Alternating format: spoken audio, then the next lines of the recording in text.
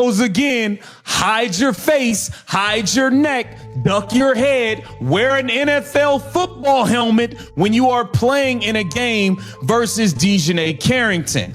Fresh off of clotheslining, a Kane and Undertaker clothesline from hell that she delivered to Sophie Cunningham, this girl is right back on the court, hitting people upside the head once again. This girl needs to be kicked out of the league. She's a menace to the league at this point, and it's unsafe for players. Hold on a second. I need to ask you something serious. Is this really professional women's basketball, or did somebody accidentally let an NFL linebacker onto the court with no pads on? Because what DiJonai Carrington just pulled off on live TV wasn't a basketball play. That was a straight-up football hit. We figured the league would step in. We figured she'd finally learned her lesson. We were completely wrong. In a moment that has left the entire sports world stunned, Carrington is playing basketball like it's tackle football. And she's putting other players' safety on the line. She just delivered 2 more brutal, flagrant fouls, blindsiding players who had zero chance to protect themselves. And when the refs finally stepped in and called it no apology, instead she threw an absolute meltdown and stormed off the court. Now the whole league is turning on her. Her career is hanging by a thread. And here's the wild part. Sophie Cunningham is being proven right all over again. Welcome back, everyone. Smash that like button and subscribe if you think this kind of football-style hit has no place in the WNBA. Let's break down exactly how Carrington may have just torched her own legacy. To really understand how big this blew up, we need to rewind to the moment that broke the internet. For weeks, fans have been warning that Carrington is a genuine safety risk out there. We all saw that vicious, unprovoked hit on Sophie Cunningham. Everyone assumed the backlash would make her back off. Instead, she doubled down. She showed up ready to play football, not basketball. Tonight's game was already tense, and then it exploded. Carrington threw a hit that left the broadcast booth speechless. This wasn't 2 players getting tangled up near the paint. This was a shoulder drop, a full head of steam, and a blindside hit that looked ripped straight out of an NFL highlight reel. A defender lighting up a receiver who never saw it coming. Dirty once again. The girl cannot help herself at this point. She can't help it. Take a look at this. Okay, you swing at the ball, but then you hit her all in the face with your other hand, and then you put your hands up like you didn't do nothing. You hit her all in the face. Look at this. Watch her left hand. The right hand right here went to the ball. Watch this left hand. Like, dude, what are you doing? What are you doing, man? What are you doing? When is enough with this chick? Come on. You hitting people in the face. It's over and over and over. How many times do we have to witness this with you? How many times? How many people are you just going to hit in the face? Let me freeze right there. It's like every single game you are hitting somebody else in the face. Every game you're hitting somebody in the face like this, and that wasn't even the worst. Take a look at this play right here. This girl's a menace in the league. I'm telling you, she's a menace. It's unsafe for people to be out there with her. It's unsafe. Let's go here. Now take a look at this. You got Tiffany Hayes driving to the rim. Turns out the nightmare wasn't finished. Minutes later, with the arena already on edge, it happened again. A second brutal foul. Another player flattened on the floor with no time to protect herself. This wasn't an accident anymore. This was a pattern.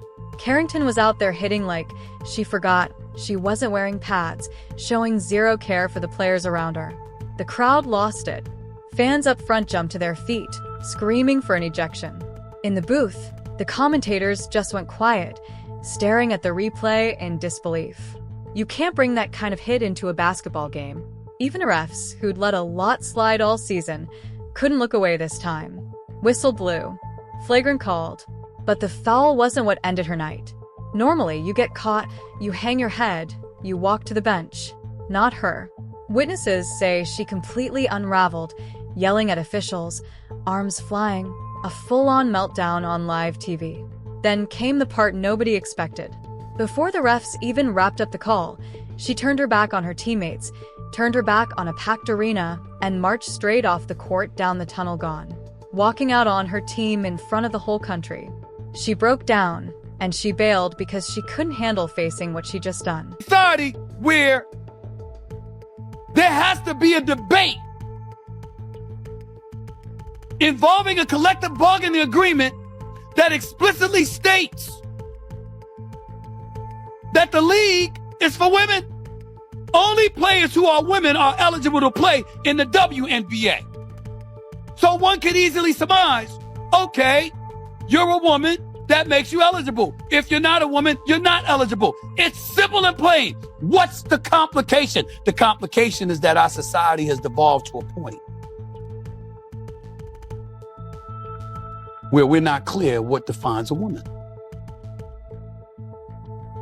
At least in the eyes of some. So while Royce White or Enos Cantor Freedom may be accused of trolling and engaging in mockery and being a bit ridiculous, fine. What about the WNBA? What about the WNBA? We will not be used as political pawns. When you gonna wake the hell up? Did y'all see what happened when this young lady got ejected from a WNBA game the other day for a flagrant? Buddy, the fallout came fast, and it's a full-blown disaster. The league is in panic mode right now because everyone who used to have Carrington's back has gone quiet. For months, the commissioner's office and the media kept making excuses for her, trying to convince fans they were overreacting, calling it just physical defense. But nobody can spin two NFL-style flagrant fouls in one night, followed by a coward's walk off the court. Separate clips he's responded to. He said, get this woman out of basketball. Get her out of here, man. It's freaking ridiculous. It's disgusting. Let's get to what Dave Portnoy had to say here on Barstool in response to DiJonai Carrington. Okay, because he blasted. Not only did he blast Stephanie White, he blasted DiJonai Carrington as well. Let's get into it. In the WNBA, this is a totally fine reaction, I think, to a play like that. And maybe the story ends there if Carrington doesn't go to the locker room, pick up her phone, and tweet white privilege, which is insane, an absolutely insane thing to say. Now, if you go watch other networks, I'm not going to say it on Fox, but like ESPN's filled with absolute morons. Absolutely have a Oh my God, yo, he's not playing. All of morons sitting there discussing this play and talking about whether it was the right call and things of that nature. And they don't even mention the fact that she said white privilege. That is the story. The story isn't that she got kicked out. It's that she tweeted out white privilege as though because Sophie Cunningham is white, somehow that's why she got kicked out. They go on to defend her, the story, the narrative that she's not a dirty player. She makes plays like this all the time. I put together a little clip of DJ Carrington, who is definitely one of the dirtiest players in the WNBA. I don't know if we can roll it, but she's taken her long fingernails. She's scratched Caitlin Clark's eyes out. This is an intentional play. I went nuts on it when it happened. I don't know if we're going to have the other angle. This is a dirty, dirty play. This girl has so many of these type of plays. We can list so many players that she's just done dirty stuff to. DiJonai Carrington is not half as talented as Kennedy Carter. And Kennedy Carter's out of this league. We can get this girl up out of here too. Let's keep it real. Come down with long fingernails, gouge somebody. She's had multiple instances of chasing people down from behind, trying the same swat and smashing them in the head and causing many fights. She pulled. Instantly, the internet caught fire. Current and former players flooded social media, calling the whole scene disgraceful. Fans jammed the WNBA's inbox, demanding a real suspension. No pay attached. And just like that, the whole story flipped. Nobody's calling her a tough competitor anymore. Now she's being branded a liability. Someone actively putting the sport's safety and reputation on the line. The league is staring down a choice. Shut this down now or watch the fans walk away for good. But here's what nobody in the media wants to admit. Sophie Cunningham called this exactly right. Think back to weeks ago when Sophie took that nasty hit. Think back to her standing at the mic warning everyone this was spiraling, that someone was going to get badly hurt if nothing changed back then. People brushed her off, called her dramatic, tried to bury her warning to protect Carrington tonight. She got her answer live in front of the whole country. Everything she'd been saying, the targeting, the reckless hits, zero accountability, played out exactly the way she predicted. She didn't have to say a word. She just got to watch it happen. That's karma. Plain and simple. The player who came after Sophie is now the one running down the tunnel, hiding from the mess she made. There's no hate here.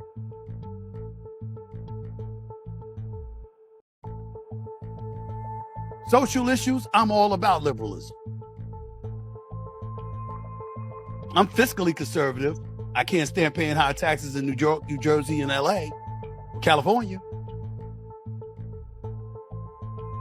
But I voted Democrat practically all my life. And that's not to say that I was right about doing so. Damn it. You conservative, you got good points of views. Ain't nobody hating here. Open-minded. And I'm damn sure going to be even more open-minded in the future, because I don't like the direction this stuff is going. You got to have rules and regulations. You got to have law. You got to have order. You can't have this. Sure, the right is maneuvering its way through the terrain and making and politicizing this issue. It doesn't negate the fact that the WNBA left the door open for it to happen. They have dropped the ball. I'm talking about the league office. I'm not talking about the players. And now it's gotten to the point where everything about them is going to be politicized. Got the Florida Attorney General. Clearly it's politicized. I wonder if he would have said that if it was somebody other than Sophie Cunningham, who obviously has made a name for herself speaking up about the issues that she has spoken about as it pertains to protecting girls in competitive sports, which, by the way, I support her position on.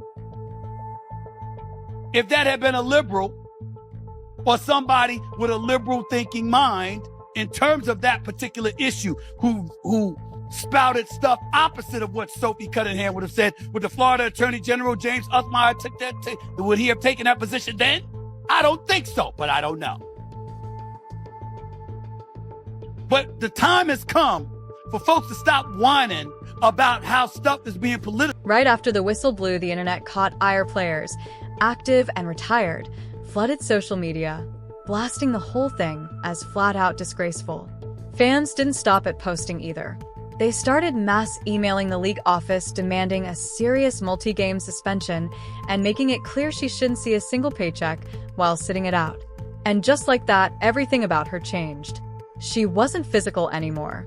She wasn't a tough competitor anymore. Almost overnight, she became something else entirely. A liability. A player actively putting the safety of the game and everyone in it at risk. The entire basketball world drew a hard line right there. Either this gets shut down for good, or the league risks losing fans by the millions. But here's the twist buried underneath all the chaos, the suspensions, the meltdown, the walk down the tunnel. There's one storyline the media doesn't want to touch because it makes them look bad. Sophie Cunningham was right. Not partly right. Not. She had a point. Completely, undeniably right. Go back a few weeks. Remember that brutal hit Sophie took? Remember her standing at the podium afterward, looking straight into the cameras, warning the entire league that this was escalating and that if nobody stepped in, someone was going to get seriously hurt. At the time, people laughed it off. The media painted her as overly dramatic, as someone just looking for attention. They buried her warning to protect the player everyone now can't stop talking about. Tonight, she didn't need to say a single word. She just had to watch. Every single thing she warned people about, the targeting, the reckless aggression, zero accountability, played out live in front of a national audience in full view of everyone who once doubted her. That's not luck. That's karma catching up in real time. The same player who once went after Sophie is now the one being torn apart online. The one hiding in a tunnel instead of facing her own team, her own fans, and the consequences of her own actions. So, here's the real question hanging over the league tonight. Does this actually change anything? Does the WNBA finally step up and hand out a suspension that matches the damage that was done? Or does this get brushed under the rug again, the same way it always has? Because if nothing happens this time, this won't be the last player who gets hurt out there. And everyone watching already knows it. If you think this needs a real suspension, not just another slap on the wrist, drop a comment right now and let us know where you stand. Hit that like button if you believe Sophie Cunningham deserves an apology after everything she called out. And subscribe because this story is far from over and you'll want to be here when the league finally makes its move.